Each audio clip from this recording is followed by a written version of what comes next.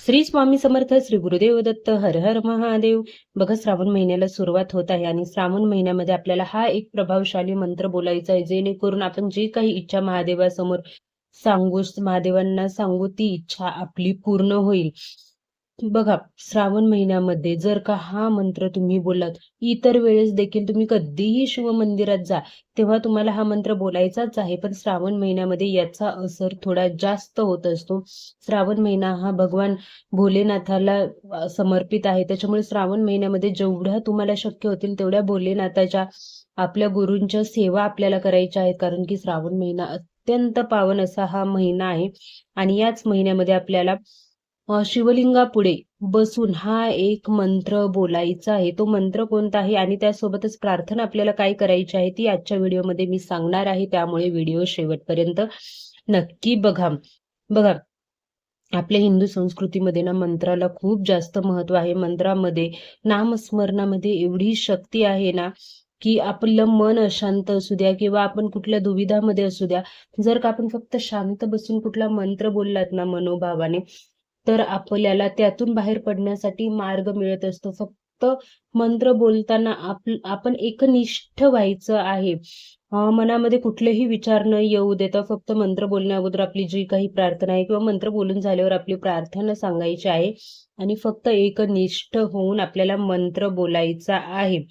त्यामुळेच आजचा मंत्र देखील खूप म्हणजे महादेवांचा प्रिय असा हा मंत्र आहे आणि हा मंत्र आपल्याला शिवलिंगाजवळ बसून बोलायचा आहे. तुमची जी काही इच्छा आहे ती महादेवांना सांगा. आता बघा, श्रावण महिना आहे आणि सोमवारी जर का तुम्ही महादेवाच्या मंदिरात जात असाल तर तिथे एवढी गर्दी असते ना, प्रत्येक शिवभक्त आपल्या भोलेनाथाचं दर्शन घेण्यासाठी शिव मंदिरात येत असतो. त्याच्यामुळे तुम्हाला मंदिरात बसून, शिवलिंगापुढे बसून जर का हा मंत्र बोलायला जमत नसेल तर घरी तुम्ही बसून महादेवांची मूर्ती किंवा शिवलिंग जे काही आहे तुमच्याजवळ ते पुढे ठेवून हा मंत्र बोलू शकता. किंवा शिवमंदिर मोठं असेल तर कुठे जागा असेल आजूबाजूला बसायला तर तिथे तुम्ही हा मंत्र बोलू शकता. बघा, मंत्र बोलण्यासाठी एकदम शिवलिंगाच्या बाजूला बसून बोलावं असं काही नाही आहे. बाकी भक्तांना देखील दर्शन घ्यायचं असतं. सो तुम्ही तिथे जागा असेल तर बसा किंवा घरी येऊन तुम्ही हा मंत्र बोलू शकता.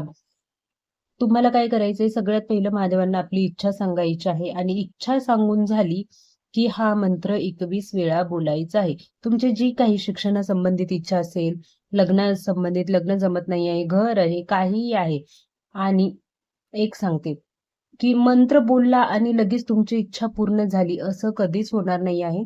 मंत्र आपल्याला एक मार्ग दाखवत असतो. आपल्याला जे हवं आहे तिकडे जाण्यासाठी मार्ग दाखवत असतो. मेहनत शेवटी आपल्यालाच करायची असते, कारण की मेहनतीशिवाय फळ मिळत नाही. मंत्र हा आपल्या मन शुद्धीकरणासाठी, मनाच्या शांतीसाठी, आणि आपलं मन शांत राहिलं तर आपल्याला तिथपर्यंत जाण्यासाठी मार्ग मिळत असतो आणि तो मार्ग भोलेनाथ आपल्याला दाखवणार आहेत.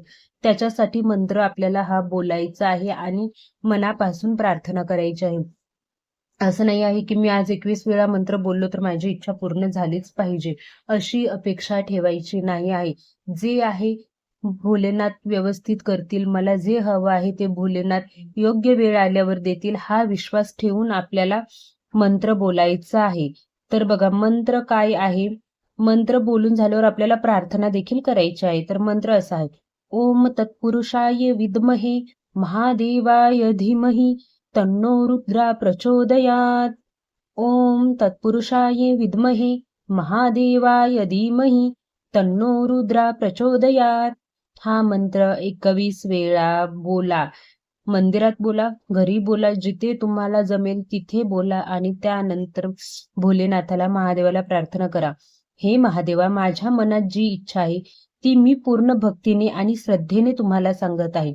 माझी ही प्रार्थना स्वीकारा आणि माझ्या आयुष्यामध्ये सुख, शांती, समाधान राहू द्या व माझी इच्छा पूर्ण करा. त्यासाठी मी मेहनत करायला तयार आहे, असं तुम्हाला महादेवांना सांगायचं आहे. बघा, महादेव नक्कीच तुमच्यावर प्रसन्न होतील. तुमची जी काही इच्छा आहे ती पूर्ण करण्यासाठी तुम्हाला मदत करतील, मार्ग दाखवतील.